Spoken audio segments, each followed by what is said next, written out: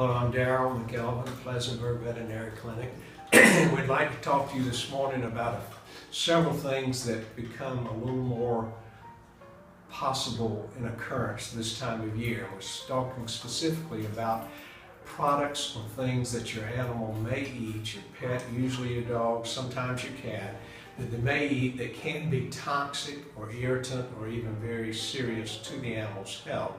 Some things people are aware of, some that you're not.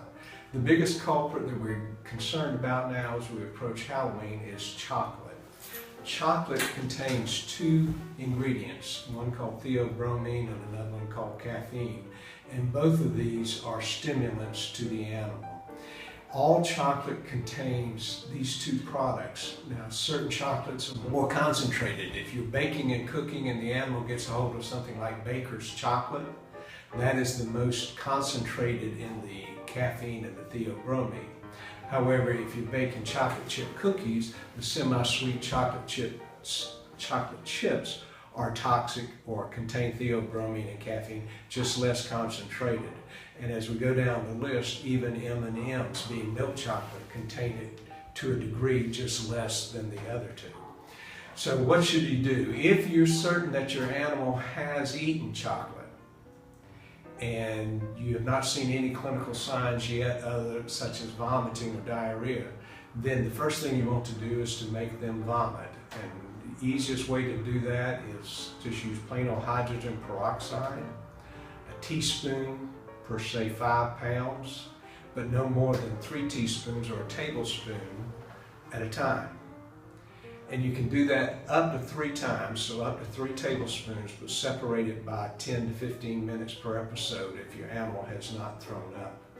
If it has already thrown up, then you do not want to make them vomit again, but get them into the veterinarian, and your veterinarian will administer some activated charcoal to bind these theobromine and caffeine in the gut so they're not absorbed.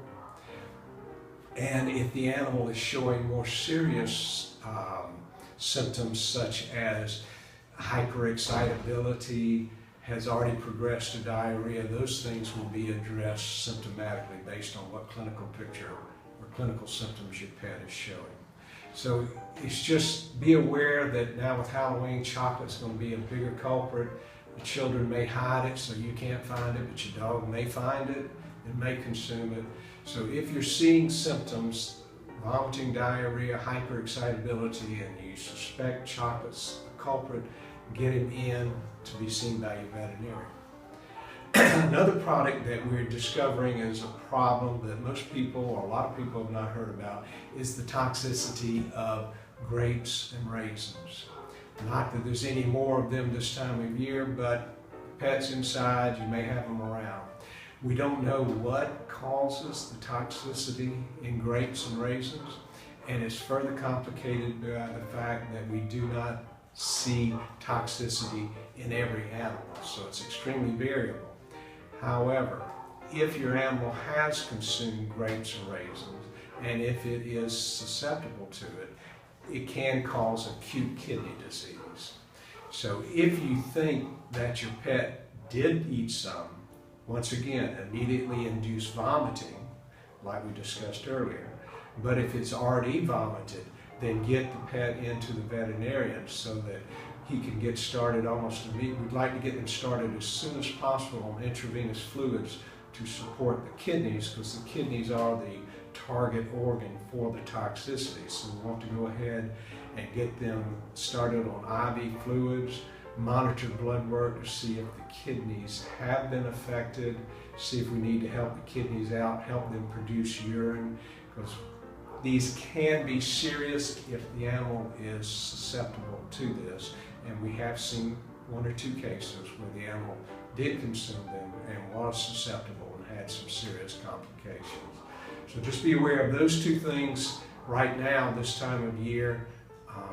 That your dog, generally you're going to be your dog, because cats are so darn finicky they may not consume those things. However, things that you're often warned about this time of year, other things that we need to be concerned about this season, are certain of the plants that you may have decorating your house this time of year. Poinsettias being the biggest plant, the biggest problem that we'll see. And poinsettia and cats are also susceptible because they like to nibble on things. They don't chew on plants. Poinsettias are not toxic as such, in that the animal would have to consume a whole darn plant to cause a problem. But the sap in the leaves and the stalk of the poinsettia can be irritating to the mouth, cause the animal to drool, salivate, perhaps not even eat if you got it down and swallow some of it, and it irritated his esophagus. There's generally not much we do for that. The biggest thing we can do is try to have you prevent it, and like I said, generally it's just an irritant effect to the membranes of the mouth, and that's usually self-limiting. It's so irritating that the pet will usually just stop doing it.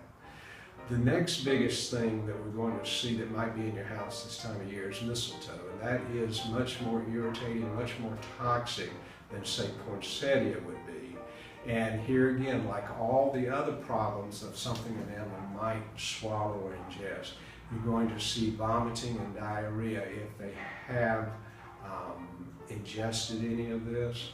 And generally these will require administration of something like activated charcoal by your veterinarian to bind any of these ingredients that's in the mistletoe, prevent them from being absorbed, and then supportive therapy just based on whatever clinical symptoms your pet is showing.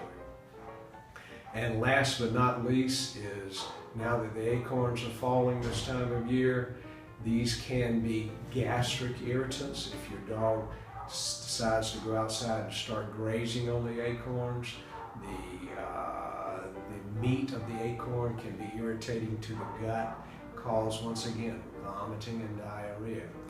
But one of the other bigger problems that we're going to see with acorns is these animals will not crack the shell. They'll just swallow these acorns whole, and we have had to go in and do surgery to remove acorns from the gut, from the intestines, because it can cause blockage. So our biggest note for y'all right now is just be just a little extra cautious this time of year, because your dog's probably inside more. There are going to be more opportunities, more products around that the pet may get into. And if there's plants, we once again are going to include the cats in that culprit, because they too are in that problem, because they too can consume or will chew on plants. We wish you a happy Halloween, a joyous Thanksgiving, and a Merry Christmas. Thank you very much.